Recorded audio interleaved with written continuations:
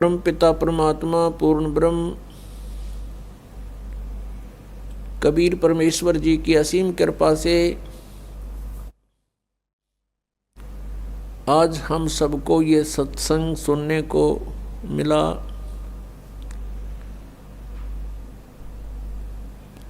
बहुत ही पुण्यकर्मी प्राणी को मनुष्य शरीर प्राप्त होता है। उससे भी पुण्यकर्मी प्राणी वो है जो सत्संग प्राप्त कर लेता है। पुण्यात्माओं, आप सभी उन विशेष पुण्यात्माओं में से हो। परमात्मा की आप विशेष प्रियात्मा हो जो सत्संग सुन रहे हैं। सत्संग में आने से हमें ज्ञान होता है कि हमारा जन्म हुआ किस लिए, हमारा जन्म हुआ तो मृत्यु क्यों हो रही है। हम सारा जीवन जिन भी वस्तुओं को कलेक्ट करने में लगा देते हैं, कोई मकान बनाया है, कहीं कोई कार खरीदी है, कितने कोई मोटरसाइकिल ली है और अन्य बहुत सा सामान हम इकट्ठा करते हैं और फिर हम तुरंत मर जाते हैं, मृत्यु हो जाती है। हम सारा जीवन यही सोचते रहते हैं कि ये घर मेरा है, ये परिवार मेरा है, ये पुत्र मेरा है या बेटी मेरी है, ये कार मेरी है या कोठी मेरी है।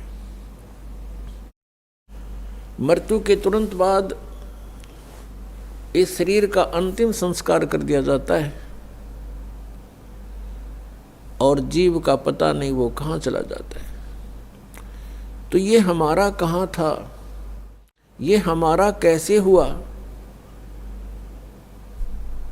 ये प्रत्येक प्राणी को ये ज्ञान है कि मृत्यु बहुत बुरी चीज है और सभी मृत्यु से डरते हैं और मृत्यु कंपलसरी।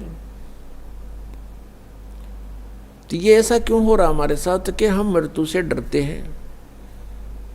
अपने शरीर की रक्षा के लिए हम अपने इस प्रॉपर्टी को भी बेच करके ट्रीटमेंट पर लगाना उचित समझते हैं ताकि हमारा जीवन बना रहे। और सब कुछ करने के उपरांत भी एक दिन मृत्यु होनी ही होनी है और ये मृत्यु हमें बिल्कुल खटकती है, कतई नहीं अच्छी लगती। इसका कारण क्या है? कभी माइंड पर थोड़ा बहुत हम विचार करने की सोचते, वजन डालते हैं तो कोई विकल्प नजर नहीं आता था, क्योंकि हम देखा करते थे कि जिनको हम भगवान मानते हैं वो भी मरे। श्री राम, श्री कृष्ण, और उनकी मृत्यु देखी जाए तो बहुत आम व्यक्ति से भी गलत ढंग से हुई। भगवान श्री रामचंद्र जी ने सरयू नदी में जल समाधि ली जीवित। भगवान श्री कृष्ण जी के पैर में विषाक्त तीर मार के उनका वध हुआ। तो अब हम सोचने पर विवश हो चुके कि ये ऐसा क्यों हो रहा है।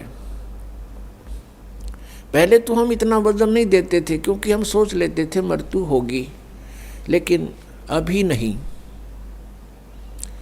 कोई 20 वर्ष का है, कोई 30 वर्ष का है, वह सोचता अभी थोड़ा मरना। मेरी तो 60, 70, 80, 90 वर्ष की उम्र बताते हैं। और जो 80, 90 तक पहुंच चुके हैं उनसे पूछकर देख लो, वो भी नहीं चाहते मृत्यु हो। कहते हैं अभी तो और 10-20 वर्ष है, 100 वर्ष तो जीते ही हैं। और कभी भी मृत्यु हो जाती है तो हमारा जो एस्टीमेट था वो गलत हो गया। तो हमारा एस्टीमेट एक जीव का एस्टीमेट है, अप्रोक्सीमेशन है। तो इसके लिए हमने परमेश्वर के द्वारा दिए गए उस ज्ञान पर चलना पड़ेगा, तभी हम सफल होंगे। अब हम मृत्यु को बिल्कुल पसंद नहीं करते, मृत्यु हो रही है। इसका कारण क्या है? क्योंकि हम ऐसे स्थान से आए हुए हैं जहां मृत्यु नहीं होती थी। और वृद्ध अवस्था भी वहाँ नहीं थी। प्राणी मनुष्य जीवन प्राप्त करके बुढ़ापा पसंद नहीं करता और कंपलसरी मृत्यु पसंद नहीं करता, कंपलसरी होगी। तो ये वहाँ नहीं थी जहाँ से हम आ गए अपनी गलती करके।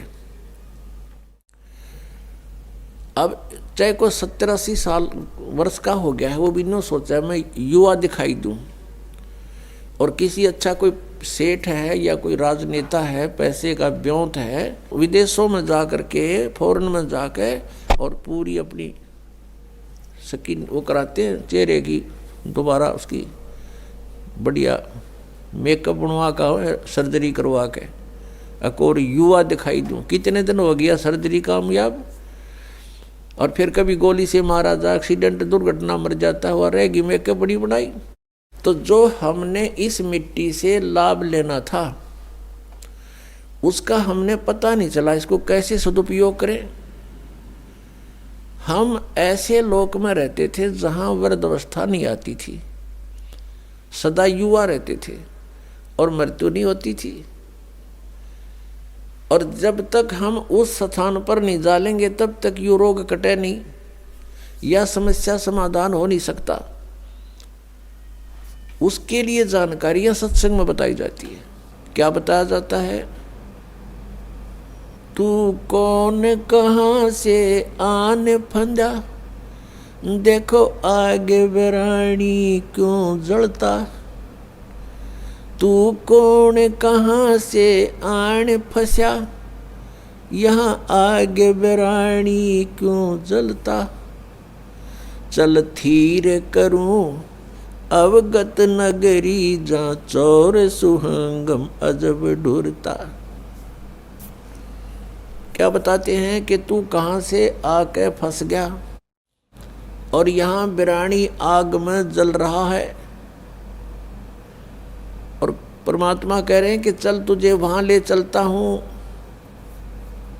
जहाँ जीव कभी नहीं मरता। उस लोक में चलो जहाँ जाने के बाद फिर कभी मृत्यु नहीं होगी। वो सत्यलोक है। सत्यलोक से हम सभी आए हुए हैं। और यहाँ हम कैसे आगे, हमसे कौन सी भूल बनी थी, ये भी परमात्मा ने ही आकर हमें याद दिलाई है। क्योंकि हम जो गलती वहाँ कर चुके थे हम उसको गलती नहीं मान रहे थे। जो हम सतलोक में गलती किया करते थे हमने उस गलती को गलती नहीं माना था।